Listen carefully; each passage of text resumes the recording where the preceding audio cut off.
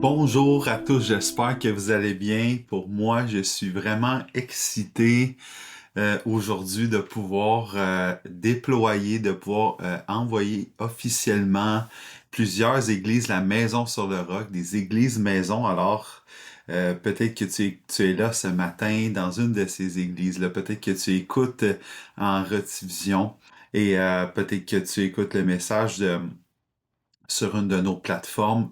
Sois la bienvenue. On est excité, content que tu sois là avec nous et faire partie de cette grande famille qui est la Maison sur le Roc. On croit clairement que le Seigneur nous envoie vraiment à se déployer, ne pas faire que seulement que l'Église traditionnelle dans laquelle nous sommes habitués d'avoir l'institution de l'Église. On croit à l'Église. On croit que l'Église est beaucoup plus qu'un bâtiment. Ça prend un bâtiment parfois pour se réunir, qui d'ailleurs nous aurons une fois par mois, Dieu voulant, à la fin du mois, le dernier dimanche du mois, on peut se rencontrer toutes les familles des églises maisons ensemble. Alors, c'est vraiment l'objectif qu'on veut avoir, mais on veut aussi apporter pourquoi on écoute un message euh, centralisé, pourquoi qu'on déploie un message dans toutes les maisons, dans toutes les églises maisons, c'est parce qu'on veut être capable d'avancer ensemble, avoir un rythme et s'aligner ensemble sur ce que le Seigneur veut que nous fassions. On croit qu'il y a des raisons. Je crois qu'il y a des raisons pour lesquelles le Seigneur nous aligne justement à faire l'Église maison. Et je crois que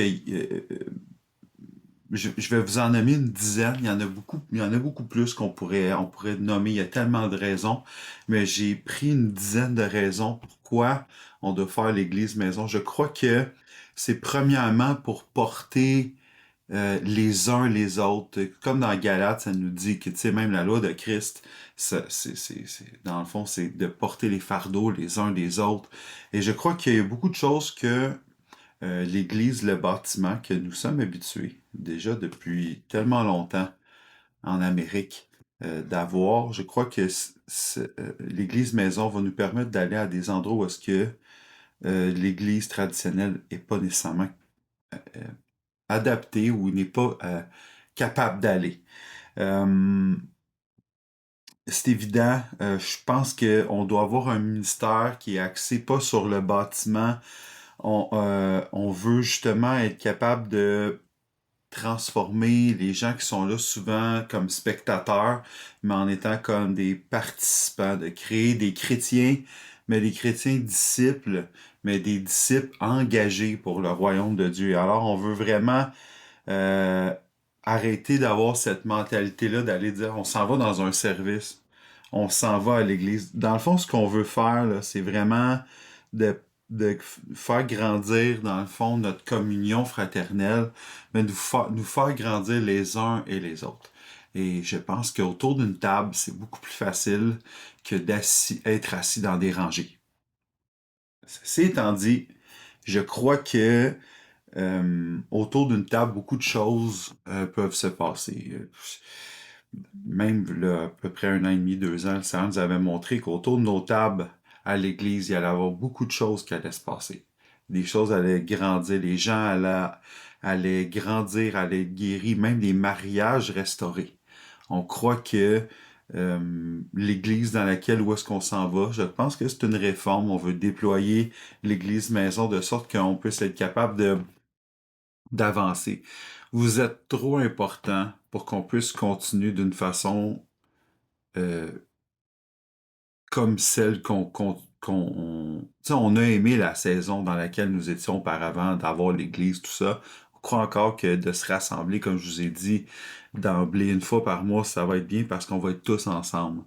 Mais c'est ça. La première raison, c'est vraiment les uns les autres.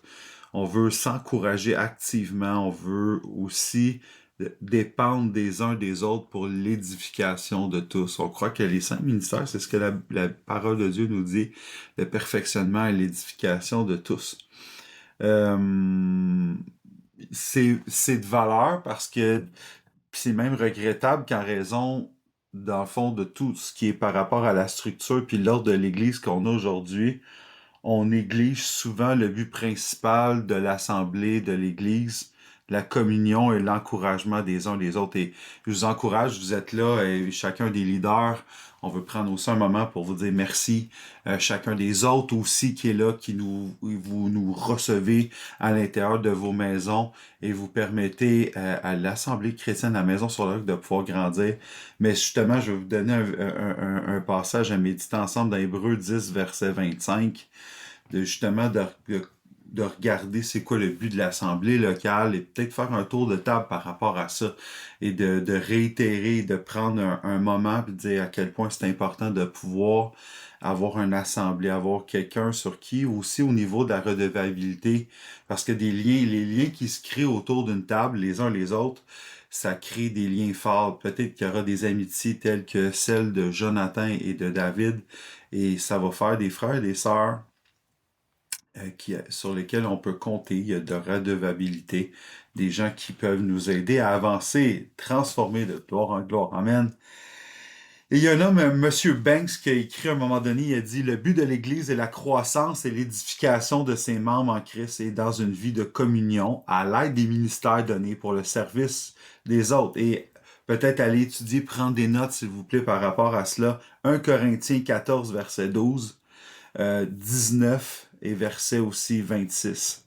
Je pense qu'aujourd'hui, le contraste avec les réunions d'église du Nouveau Testament est frappant et il est regrettable on néglige presque totalement l'importance de chaque membre qui participe dans le corps. Alors, c'est important d'avoir hmm, de ramener cette importance-là. Je crois pertinemment qu'on est rendu dans un moment où est-ce que c'est impératif. On doit avoir une réforme dans l'Église et on va tenter des choses, on va essayer des choses. Et je veux vous le dire cœur à cœur aujourd'hui avec vous, c'est important que vous puissiez être patient. Pas juste être patient, mais de nous faire confiance aussi que là où est-ce qu'on va aller, c'est là où est-ce que le Seigneur veut aller. Et nos cœurs veulent être dirigés par le Saint-Esprit et on veut vraiment avoir cette communion-là ensemble, mais aussi cette confiance. Pas d'insécurité, mais d'être en sécurité, de savoir que où est-ce qu'on s'en va? On s'en va ensemble, ensemble pour la gloire de Dieu. Et vous savez, les responsables de l'Église, et là on parle pas juste des responsables, mais aussi des gens vont euh, qui vont qui vont travailler, aussi les autres, les leaders qui vont être là sont pas appelés à être juste à être là, à faire figure de vedette, mais surtout à encourager à chaque membre de participer, à être un leader, aussi de vous donner le goût d'avancer dans votre vie chrétienne, parce que le but, c'est pas juste de recevoir un moment extraordinaire, un moment cool, un dimanche matin ou même dans une église maison aussi. On veut pas répéter ce que nous étions ou ce que nous faisions, mais on veut avancer ça à un autre niveau et on veut pas juste avoir un moment plaisant puis retourner et vaquer à des occupations X, Y, Z, même si elles sont importantes, sans mettre Dieu en premier plan et on veut avancer, on veut que tous, chacun puisse avancer aussi dans les dons, talents et tout ce que le Seigneur a pour vous. Et il y a des plans de bonheur et de paix. Pas des plans de malheur, mais de bonheur pour vous assurer un avenir et une espérance. Amen. C'est ce que la parole déclare, ce que Dieu dit à Jérémie. Et on croit que c'est aussi à nous qu'il le dit. Il y a des choses qu'on doit apporter dans le cadre de l'Église. Puis c'est stimulant. On doit comprendre que la structure et les systèmes existent pour une raison, mais ils sont pas la fin en soi. On veut apporter un encadrement, plutôt un ordre dans l'Église, mais on veut pas lancer les églises maison puis créer du désordre. On veut être capable d'apporter un certain encadrement dans l'enseignement. On veut vous enligner là-dessus le plus rapidement possible. Et il y a des leaders, il y aura aussi des nouveaux leaders qui vont tranquillement, pas vite, avancer aussi avec nous là-dedans pour ce qui est de l'enseignement. Et aussi, oubliez pas que le point culminant de recevoir de l'enseignement, c'est de le mettre en application. Et oui, tant au niveau du caractère, mais aussi à l'œuvre. tout ce qu'on est doit aussi servir pour le royaume. Alors, on va avancer de ce côté-là. Une autre raison, la deuxième raison pour laquelle, pour ceux qui prenaient des notes, pour laquelle je crois que l'Église maison est importante, c'est pour l'intimité et la responsabilité.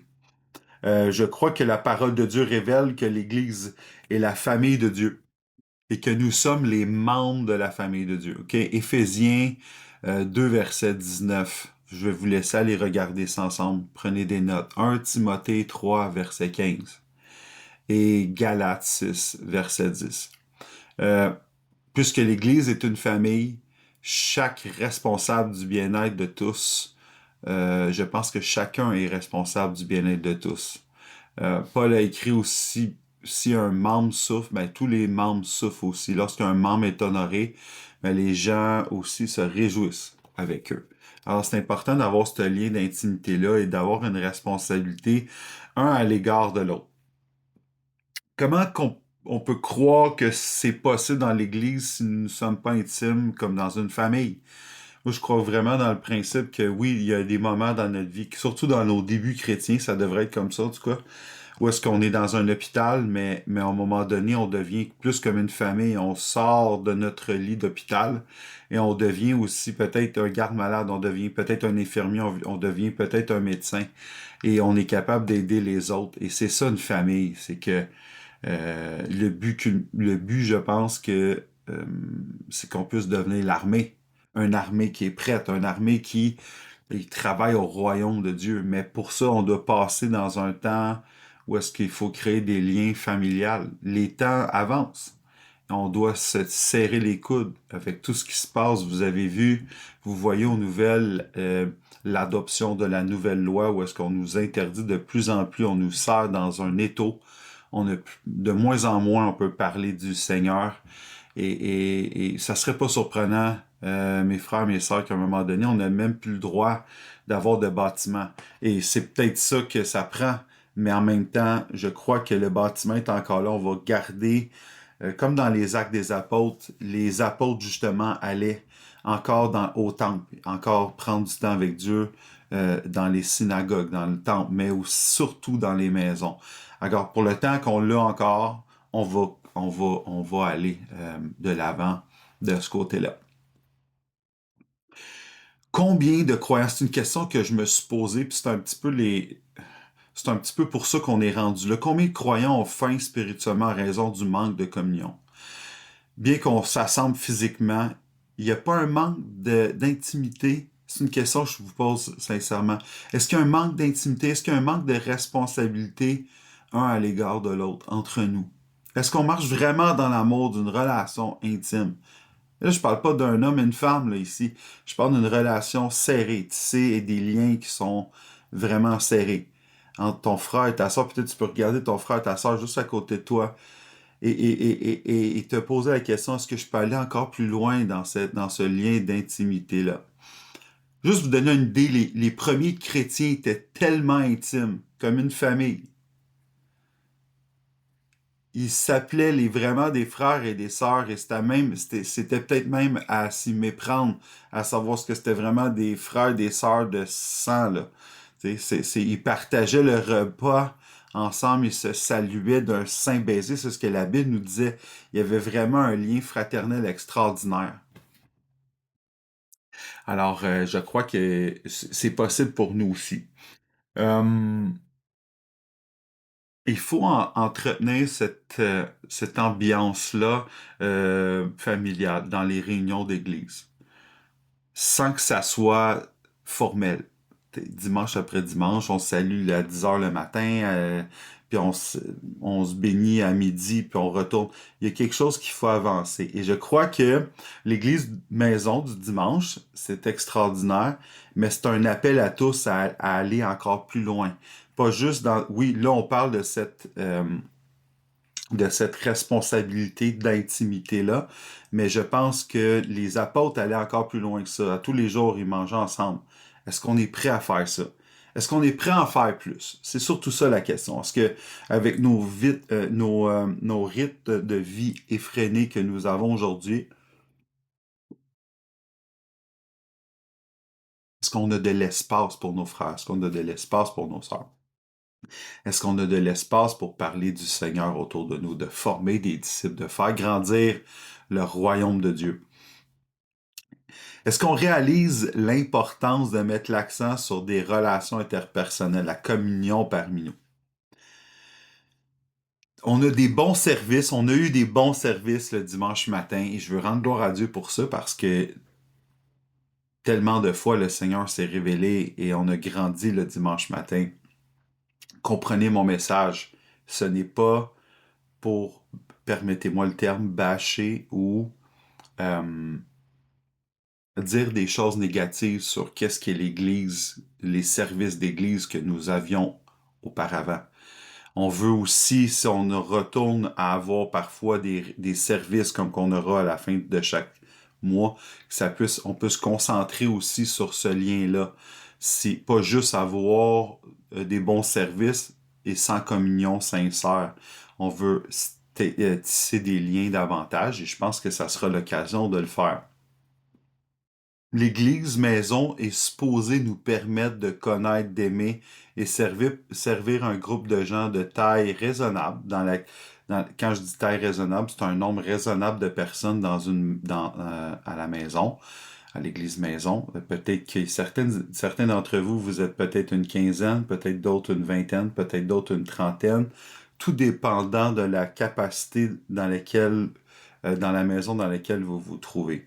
Mais l'idée là-dedans, euh, c'est vraiment à la longue d'être capable d'avoir cette possibilité-là de connecter, de s'aimer, puis de nous servir mutuellement. Peut-être qu'un tantôt, ça sera un moment de se laver les pieds ensemble, de servir un leader, je pense, sert. Et vous êtes tous appelés à une capacité différente, peut-être tous et chacun, mais je pense que tout le monde est appelé à être un leader dans la société. Et je pense que la meilleure, si je peux appeler ça comme ça, aptitude d'un leader, c'est d'être serviteur. Amen. Gloire à Dieu. On veut être là pour vous servir. Je pense que dans une petite communauté, l'intimité et la responsabilité sont possibles. C'est réaliste. Le degré de spiritualité d'une personne devient évidente. Beaucoup plus dans les petites communautés, ce qui laisse plus de place à l'encouragement, aussi à la progression, à la transformation de gloire en gloire dans la vie de chacun des croyants qui se trouvent autour de la table aujourd'hui. C'est aussi Hébreux 3.13, tu veux prendre des notes, Hébreux 3.13 aussi, afin que personne ne s'endurcisse par la séduction du péché. Tu sais, j'ai l'exemple, tu sais, j'ai l'exemple même au niveau du catholicisme. Tu sais, il y a la formule de parrainage, même que ce soit des AADNA, il y a quelqu'un qui prend en charge. J'aime pas le terme parrainage, mais vous comprenez la redevabilité en arrière de ça. Il y a des gens assis autour de la table qui peuvent voir des choses, qui peuvent entendre des choses, saisir des choses, être capable de mettre en garde parfois aussi certaines personnes qui peut-être s'égarent ou qui peut-être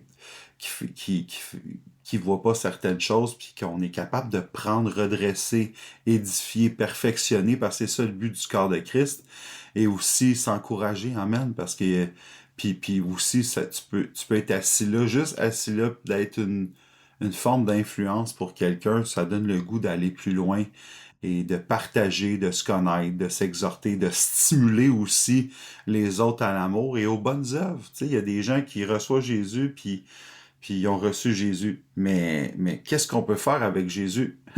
Il y a tellement de choses qu'on peut avancer dans le royaume de Dieu, être à l'œuvre pour lui.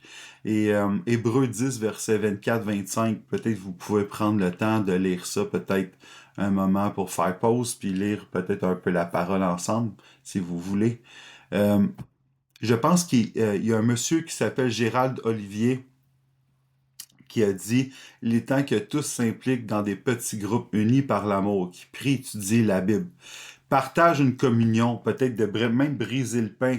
Moi, tu vois, dans la maison où est-ce que je suis actuellement, on va briser le pain et on va aussi prendre la communion, la Sainte Seine ensemble.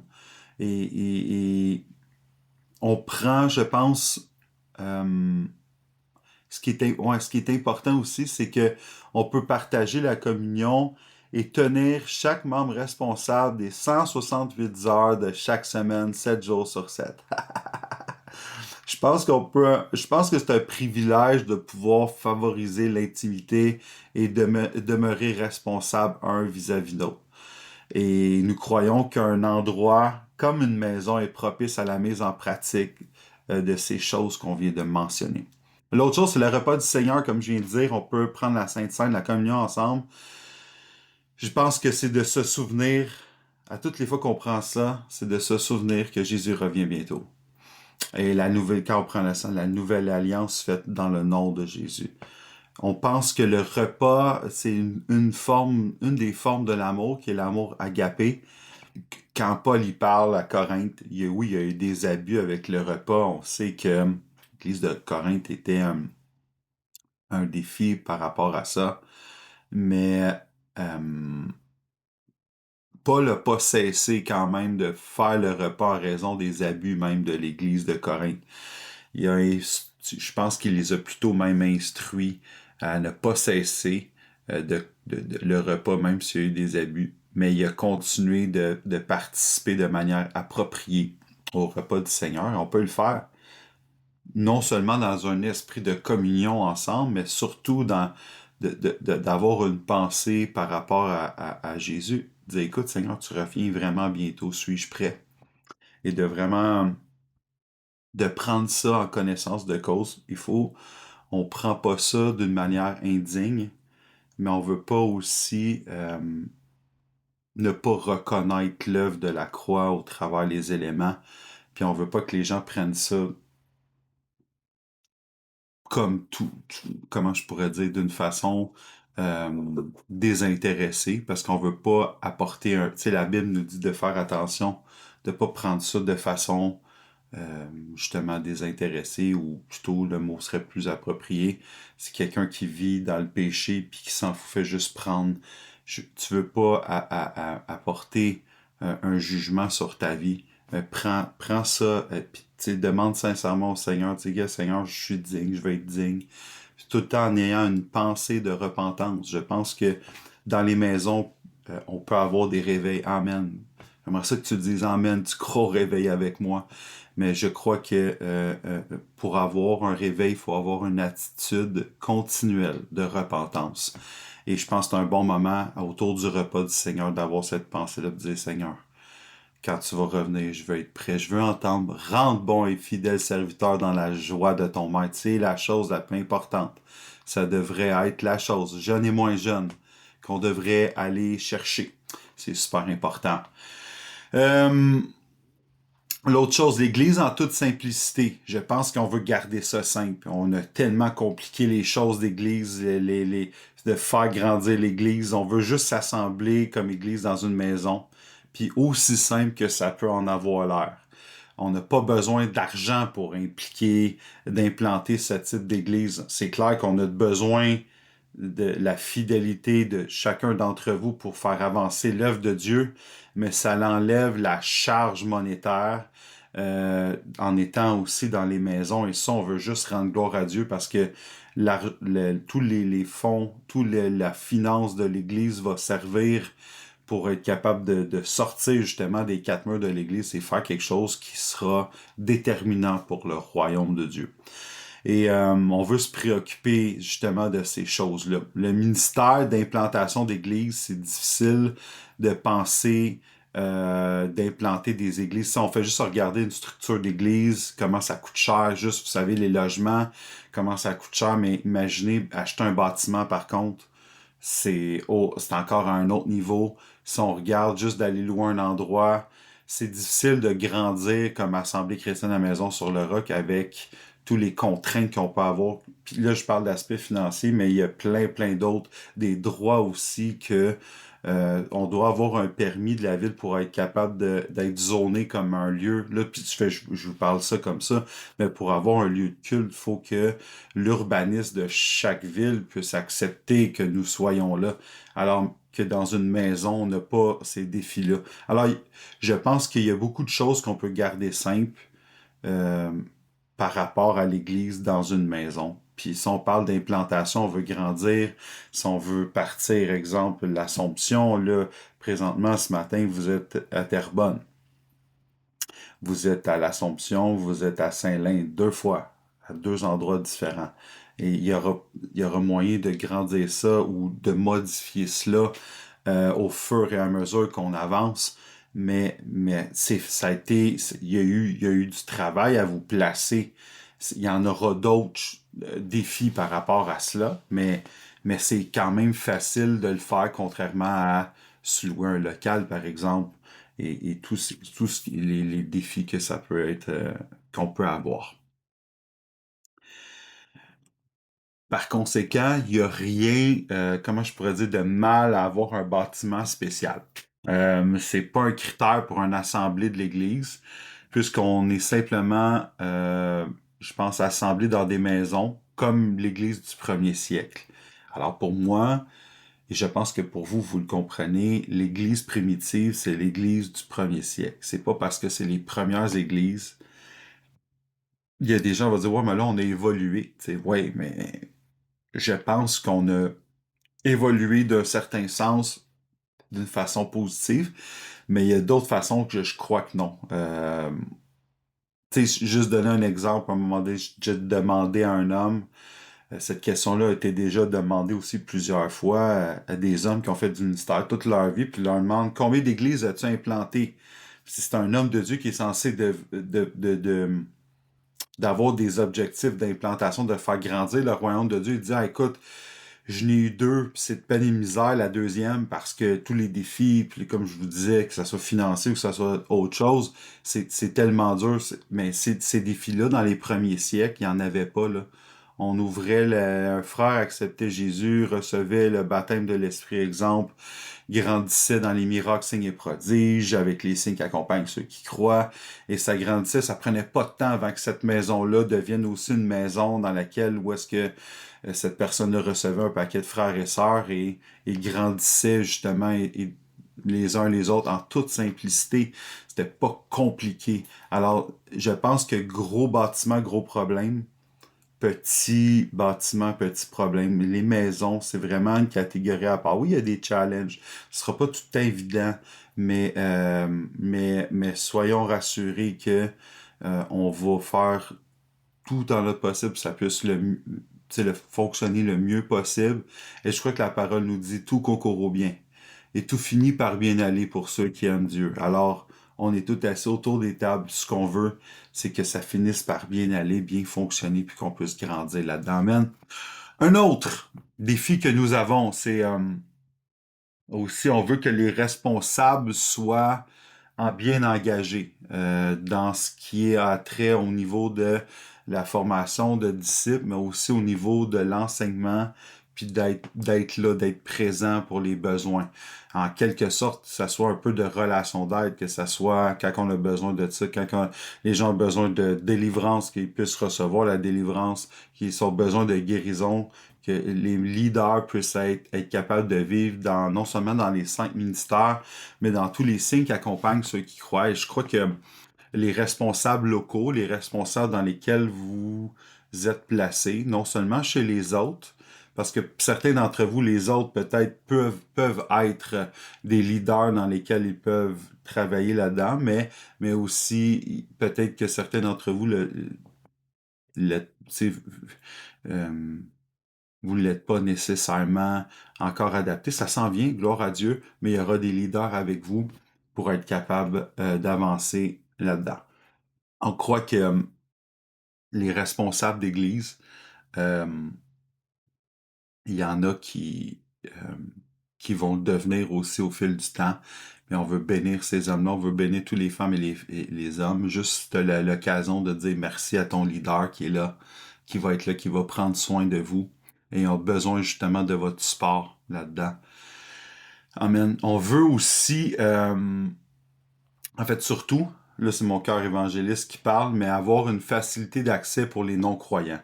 On croit que les maisons, c'est plus adapté que d'arriver d'inviter les gens dans un lieu sacré, l'église. Des fois, les gens ont tellement peur de ces mots-là. L'église, j'invite quelqu'un dans une maison juste à partager le pain. Vous savez, les disciples d'Emmaüs ont brisé le pain, ils ont vu Jésus. En brisant le pain ensemble, je pense qu'ils peuvent voir, je pense qu'il y a une facilité d'accès qu'on peut pas nécessairement avoir dans une église par rapport aux non-croyants. Et n'est-ce pas le but de faire grandir le royaume de Dieu aussi? Hein? Euh, on doit considérer que l'Église est un lieu où est-ce que Dieu habite. Oui, l'Église, c'est la maison de Dieu. L'Église, c'est nous le corps, c'est Jésus la tête. Mais ce n'est pas quatre murs qui définit l'Église, c'est nous. Quoique on est encore là aujourd'hui, même si on est dans une église maison, on est quand même entre quatre murs. Même s'il y a des. Parce qu'il y a des gens qui vont dire oh, mais on n'a plus besoin de l'église, le bâtiment, mais on a besoin de se réunir en quelque part. Et le but de l'ecclésia, de l'église, c'est le rassemblement des saints. Alors on se rassemble ensemble, mais on veut avoir une porte ouverte, une facilité d'accès pour les gens du monde qui arrivent, les non-croyants, à être accueillants, à être là, à être disponibles, à être capable de faire avancer ces gens-là. Pas que ça prend 20 ans, parce que j'ai vu des gens, malheureusement, on va se dire la vérité, qui sont dans l'Église, qui ont été dans l'Église longtemps, même à l'Église, malheureusement, dans la maison sur le roc. T'es longtemps assis, puis la progression est lente. Et on sait que c'est un choix aussi. Je veux dire, il y a des gens qui ajoutent Jésus à leur vie. Il y a des gens qui, radicalement, ma vie n'existe plus. Ce n'est plus moi qui vis. Ils ont compris ce verset-là. Ce n'est plus moi. Peut-être que c'est toi aussi ce matin que tu as compris rapidement que ce n'est plus toi qui vis, mais c'est Christ maintenant qui vit en toi. Et tu as décidé radicalement de changer, de laisser le Seigneur changer ta vie. Et on veut avoir cet accès-là aussi pour les nouveaux croyants. De dire, écoute, voici maintenant la possibilité pour toi d'être radicalement transformé, d'avancer de gloire en gloire avec le Seigneur. Et on veut pas des chrétiens qui sont là juste pour de par eux, qui viennent en spectateur, mais on veut, comme j'ai dit d'emblée, des chrétiens qui sont participants, des enfants de Dieu, des disciples de Christ qui participent à l'œuvre. Et c'est ça, on veut... il y a un monsieur qui s'appelle Donald McGavran. Donald McGavran a dit la congrégation devrait se réunir dans les endroits les plus familiers, où les non-chrétiens peuvent venir sans gêne et où les convertis dirigent le service. Et quand je dis les convertis, c'est vous, les enfants de Dieu, qui êtes habitués, mais on veut être capable d'avoir un endroit sécurisant pour les non-chrétiens qui peuvent venir sans gêne, puis ils vont juste être bien instantanément.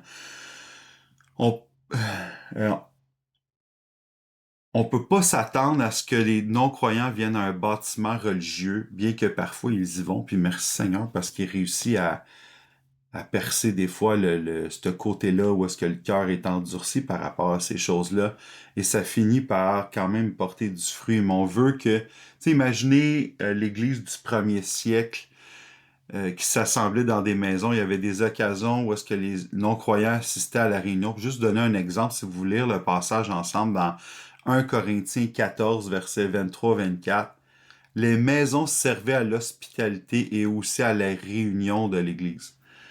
Et vous savez, dans ce temps-là, l'Église, à tous les jours, le Seigneur ajoutait des gens aux maisons. À tous les jours, les gens se réunissaient avec l'espoir et avec la facilité d'accès pour les non-croyants qu'ils puissent être capables d'entendre parler de Jésus et qu'ils puissent être radicalement transformés comme vous et moi. On sait que quand Jésus touche nos cœurs, Amen, il transforme nos cœurs et ça, on n'est plus jamais les mêmes. Et là, j'ai goût de parler de mon cœur évangélique, mais je vais m'arrêter là. Vous comprenez le but aussi d'avoir des chaises aussi de disponibles autour de vous si vous invitez des gens. Et j'espère que vous allez le faire, mais qu'on puisse être capable d'être un endroit sécure pour ces gens-là. Puis vraiment, discussion aussi ouverte, à être capable d'avoir une ouverture d'esprit, de comprendre les cœurs et d'apporter justement ces cœurs-là près du cœur de Jésus. Amen. Michael Green a dit un jour, l'une des méthodes les plus importantes pour répandre l'Évangile, c'était d'utiliser les maisons. Et je crois qu'encore aujourd'hui, c'est super important. L'Église maison favorise une ambiance informelle et amicale où les non-croyants se sentent à l'aise dans les assemblées de l'Église et expérimentent l'amour et la communion de Jésus. L'autre chose, puis là, je vais loin un peu, mais c'est important de le saisir, c'est que avec tout ce qui se passe et les restrictions au niveau légal, les lois puis tout ça, si on regarde même en Chine ou dans d'autres pays, il y a la persécution qui s'en vient. Et je pense que on doit déjà se préparer comme maison, comme église, à bâtir notre véhicule de foi. Et même si on est capable de, ne, de se réunir encore dans les bâtiments, je pense qu'on doit se préparer dans les maisons à toute éventualité. Est-ce que vous êtes d'accord avec ça? Je pense que oui. Si vous êtes là ce matin, c'est parce que vous croyez à l'Église maison. Il y a quelque chose là-dedans. Il faut comprendre que la persécution, c'est pas quelque chose que c'est pas une question qu'on doit se poser si elle va arriver. C'est plutôt quand elle va arriver. Et on veut juste être capable de faire face à tout ça et déjà d'être prêt. Je pense que tu sais, il y a un moment donné, il y a un article qui avait été écrit dans un journal comme quoi qu'il y avait une église qui avait passé au feu. Et ça avait été marqué, il a été marqué, heureusement, aucun des fidèles n'a subi de séquelles. Aucun croyant là-dedans avait été incendié. Et tu vois, le bâtiment, c'est une chose, mais c'est plus ce qui est important, c'est vous. C'est vous. C'est les gens peuvent attaquer le bâtiment, mais ils pourront jamais nous attaquer nous. Ben, ils vont le faire, ils vont l'essayer, mais nous sommes enfants de Dieu et c'est nous le bâtiment, c'est nous qui c'est c'est c'est c'est c'est c'est nous qui nous réunissons. C'est ça l'Église, l'Ecclésia, le rassemblement des saints. C'est quand on se rencontre ensemble. Je dis pas hein, que les temps de persécution seront pas là. Il pourra en avoir et on sait que plein de pays actuellement, là, et si vous regardez même sur les réseaux sociaux avec des sources fiables, faites toujours attention, les chrétiens sont attaqués, sont persécutés sur la planète. Moi, je pense qu'une réunion maison euh, sera toujours préférable dans les temps de persécution. Je me souviens juste, petite parenthèse, quand je suis allé en Israël, j'ai vu possiblement ce qui se trouve à être une des premières, sinon la première église qui s'est formée avec le frère de Jésus, l'église de Jacques. Et quand on est entré dans le bâtiment, il y avait deux sorties. Puis on se posait la question pourquoi il y avait une deuxième sortie. C'était à cause que quand les Romains arrivaient, il fallait un endroit où est-ce que tous les disciples étaient capables de s'enfuir. Quand j'ai vu ça, j'ai compris c'était quoi la persécution. Ça l'est. Parce que s'ils se faisaient prendre, ils se faisaient zigouiller, là, possiblement peut-être la crucifixion, en tout cas, ils étaient pas... Euh, ça pouvait mal finir dans leur cas. Est-ce qu'on est là? Non. Mais je pense qu'on doit amener notre véhicule de foi à être capable de continuer de travailler. L'Église doit continuer d'avancer. Et comme je vous ai dit, si l'Église un jour touche à ce qui est la persécution, je pense que le meilleur moyen de continuer de travailler en tant qu'Église, c'est avec une Église maison. Comme je vous ai dit, ça garantit pas qu'il y aura pas de persécution, mais une chose est certaine, c'est que, tu sais, comme l'Église du premier siècle a souffert de persécution, euh, je pense que c'est plus sécuritaire de se réunir dans des maisons pendant les temps de persécution que se réunir dans des bâtiments prétendument sacrés. Et en tout cas, on est en train je pense que le Seigneur est en train de réformer son Église, de la transformer pour qu'elle devienne meilleure, un meilleur véhicule. On sait que c'est lui la tête. L'Église, c'est un corps, c'est son épouse, et c'est lui la tête, c'est lui qui dirige. Et pour continuer un petit peu là-dedans, il y a la croissance aussi, puis la multiplication des églises. Sans aller trop en détail, on aura l'occasion d'en rejaser. Mais la croissance est vraiment importante. Tu sais, on peut multiplier des églises, on peut multiplier des églises maisons très différemment que l'église traditionnelle. Euh, Grandir en quantité, c'est une chose, mais grandir en qualité, c'est là que mon cœur pèse beaucoup plus. euh, met beaucoup plus d'importance. Je pense que quelqu'un qui euh, s'assoit dans une église et qui fait que recevoir, exemple, un message dominical du dimanche, grandira pas de la même manière que, ben, de toute façon, il y a des preuves. J'ai vu ça aussi, comme quoi qu'il y a des gens qui grandissaient avec des gens matures. On s'entend avec qui, tu sais, avec qui tu es autour de la table aussi dans l'église, maison, ça fait une différence. Mais je pense que je veux pas débaptiser son nom, mais je pense que c'est A.W. Tozer qui dit si tu veux voler avec les aigles, ben faut que tu arrêtes de nager avec les canards. Alors heureusement, autour de ta table aujourd'hui, dans l'église maison dans laquelle tu es, il y a des aigles. Et peut-être que tu es un aigle toi aussi, mais peut-être que ton environnement, l'influence que tu as, ou du moins dans la manière que toi tu es influencé dans ta vie quotidienne, dans ta vie courante, il y a peut-être beaucoup trop de canards autour de toi. Ça prend des aigles pour grandir, pour être transformé. On a besoin des frères et des sœurs matures dans leur foi, qui sont disciples, qui sont pleins aussi, remplis de la plénitude de Dieu. Ou est-ce que, si je peux appeler ça comme ça, la roue du rythme divin dans leur vie, dans tous les sphères de leur vie, ils sont euh, à un certain niveau. Ils ont grandi, ils ont l'expérience. Et je dis pas ça juste en âge aussi, hein. Je dis ça parce qu'il y en a des gens qui sont consacrés. Il y a des gens qui ont soif. Et des fois, les gens qui ont soif, tu les assois avec des gens qui ont moins soif et wow, la soif prend une envergure. La soif grandit dans ces personnes-là parce ils voient le fruit dans leur vie, ils voient ce que Dieu fait et ça donne le goût d'être nourri, ça donne le goût de grandir.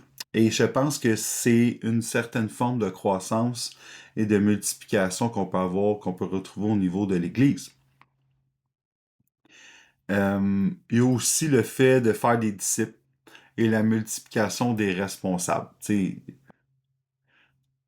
il y a de plus en plus, s'il y a de plus en plus d'églises maisons, c'est qu'il y aura plus de, non seulement plus d'autres, mais il y aura aussi davantage de leaders qui seront là. Vous savez, juste faire une petite parenthèse, et quand je lis les lettres, euh, 1 Timothée, 2 Timothée, que j'ai appris avec l'école biblique et tout, comme quoi que c'est des lettres pastorales. Mais aujourd'hui, pour moi, je les vois beaucoup plus comme des lettres de leadership. À apprendre à devenir des leaders, à se multiplier. Des leaders en santé qui multiplient des leaders en santé, qui font grandir le royaume de Dieu. Et je pense pas que c'est une poignée de personnes ou est-ce que justement les grands bâtiments sélectionnent quelques personnes pour devenir des leaders et quelques personnes qu'on peut compter sur une main qui peuvent diriger une tonne de personnes. Je pense qu'il y a trop de talent, il y a trop de dons dans chacun d'entre vous pour les laisser justement dormir dans un tiroir. On veut faire grandir chacun d'entre vous comme un disciple et multiplier aussi les leaders que vous allez devenir. Parce que vous êtes appelés à être des leaders, mais vous êtes aussi appelés à vous multiplier dans chaque don et talent que le Seigneur vous a donné. Euh, et aussi d'aider tout ce qui est, tu sais, si on est capable, ben pas si on est capable, on va être capable, c'est d'établir ces choses-là, euh, tant au niveau des missions, que ce soit les démunis, les pauvres, on a des projets, tu sais, j'ai des projets aussi de faire le tour du monde s'il faut pour annoncer l'Évangile, mais on a besoin justement d'avoir un œil porté sur le monde.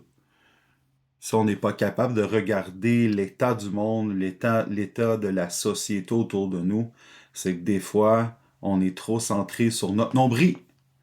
Et des fois, à raison, parce notre vie peut être chaotique, on a besoin d'avoir des transformations dans notre vie, de grandir, que ce soit au niveau personnel, ou que ce soit au niveau familial, que ce soit au niveau marital aussi. Ça peut être toutes ces choses-là. Mais ça, des fois, ces choses-là, si on n'est pas guéri, mais ça part toujours de la guérison du cœur, le pardon, l'identité, les choses qui sont normales aussi, qu'on doit avancer en tant que disciple. Mais si on n'est pas capable de voir tout ce qu'il y a à l'extérieur aussi de l'Église qui fait en sorte. C'est là que Jésus était. Partout dans ce monde, il allait manger avec les publicains. Il se faisait mettre d'un parfum de grande valeur par une prostituée sur ses pieds. Regardait les pauvres, il regardait les démunis. Il était en mission, Jésus. Et je pense qu'en tant que disciple de Christ, nous, on doit voir cela pas comme un ministère, mais comme une mission que nous aussi, Jésus nous donne. Alors tout ça va nous aider à devenir ces hommes et ces femmes-là qui aident justement les orphelins, les malades, les veuves, les prisonniers, les étrangers. Et je pense que les gens étaient capables de recevoir aussi ces gens-là à la maison. Il faut être capable de euh, justement d'avoir cette ouverture-là, comme j'ai dit tantôt, de cette facilité d'accès pour ces gens-là. Euh, je pense, juste pour un mot de la fin, parce que j'aurais tellement d'autres choses à vous donner par rapport à l'Église maison, mais je vais m'arrêter là-dessus. Juste vous dire que euh,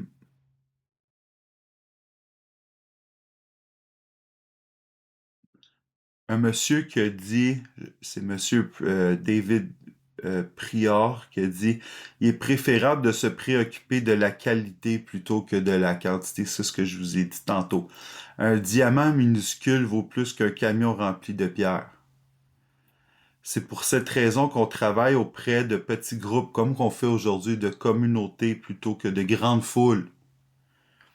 Nous sommes seulement préoccupés par des petites communautés composées de gens qui savent qu'ils sont l'Église. Est-ce que, je te pose la question sincèrement, est-ce que tu es l'Église? C'est avec toi qui penses comme cela qu'on veut entreprendre l'œuvre de répandre l'Évangile, de proclamer en parole et en œuvrant pour Christ, qui est venu nous libérer en passant de la misère et de l'oppression, qu'elle soit spirituelle ou matérielle. Travailler en petit groupe vaut plus que la peine. Elle vaut la joie de le faire parce que je pense que non seulement t'en vaut la peine, mais il y a un potentiel énorme en toi qui est peut-être pour toi tu vois pas grand-chose, mais au minimum tu peux pas te voir moins qu'un petit diamant parce que tu es la création, tu es le joyau de Dieu et on veut justement être capable de prendre soin de toi puis d'avancer puis de t'amener où est-ce que le Seigneur veut t'apporter parce qu'il y a des projets de bonheur et de paix amène pour toi. Une cuillère à café de sucre dissous dans une petite tasse sucre le café. Ainsi, l'Évangile agit au sein d'une petite communauté. Mais mettez la même cuillère à café de sucre dans un grand pot de café et le goût s'y perd. Alors, on veut être capable d'avancer ensemble. On veut être capable d'apporter tout ce que vous méritez. Parce que vous méritez pas juste le bon. Et ça, c'est mon cœur qui vous le dit, vous méritez le meilleur. Ça, c'est mon cœur pastoral, mais c'est aussi mon cœur apostolique qui veut reconnaître aussi tous les dons, tous les talents. Je veux bâtir. Mais j'imagine que vous aussi, vous voulez bâtir votre vie sur le roc.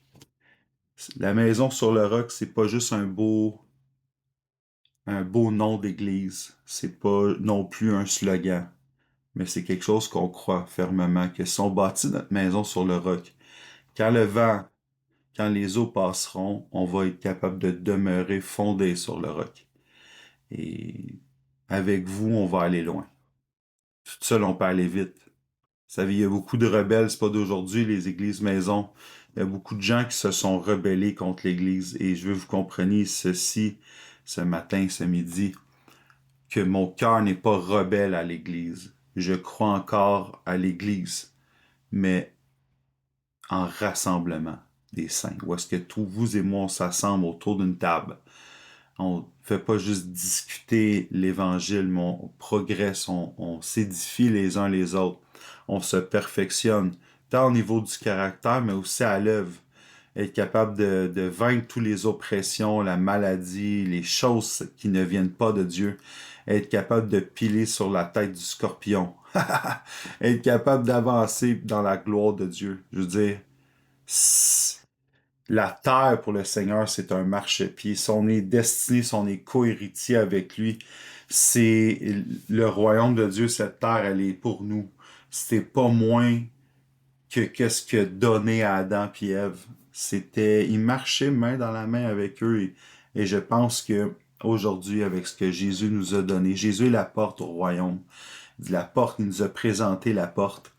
Et je pense que Jésus est en quelque sorte comme le deuxième Adam qui est venu réconcilier le monde avec Dieu.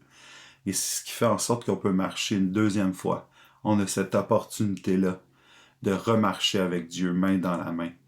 Et on veut acquérir ces richesses-là spirituelles. On veut aussi grandir dans la connaissance, mais aussi dans l'application. Parce qu'on ne peut pas appliquer quelque chose qu'on ne connaît pas, mais on ne peut pas rester juste avec une connaissance sans application. Ça sert à rien. On doit pratiquer la parole de Dieu. Alors, écoute, j'écoute continue, mais on va s'arrêter là aujourd'hui. Encore une fois, je veux réitérer mon excitation, mon empressement, mais aussi ma joie de pouvoir servir le royaume dans les églises, maison, la maison sur le roc, de pouvoir continuer, pas arrêter, mais de continuer tout en réformant ce qu'on pense de l'Église, mais dans la pensée, dans le cœur de Dieu. Et on veut continuer de lui faire plaisir, mais ensemble, on va y parvenir.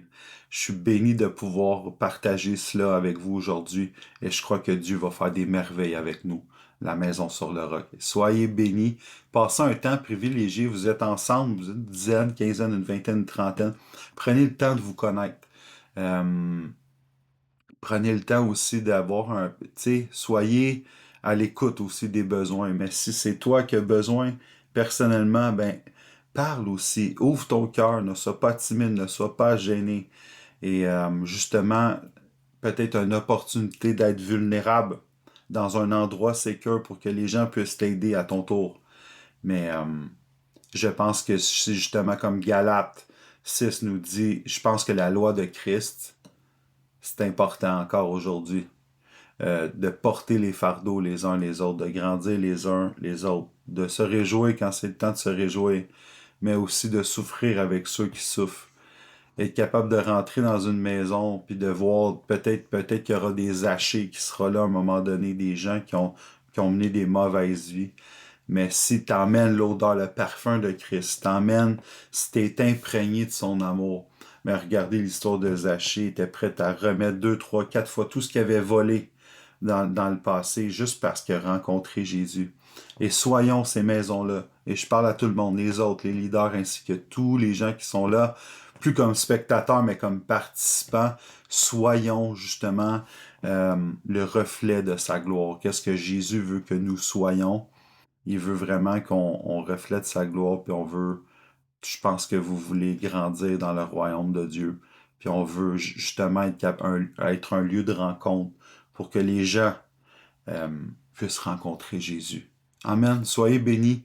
Je vous aime beaucoup et à bientôt. À bientôt. Soyez bénis. On va essayer de voir avoir une rotation des leaders, de circuler vraiment dans toutes les églises maisons pour avoir un maximum euh, non seulement d'enseignement, mais avoir de la diversité aussi pour être capable de voir des fois différents angles, pas différents enseignements, mais différentes façons dans lesquelles on peut aborder certains sujets et ça aide à la compréhension et à l'application par la suite. Alors, on veut rendre gloire à Dieu pour ça. On est excité encore une fois, très content de pouvoir servir de cette manière. Alors, soyez bénis. Bye bye et à bientôt.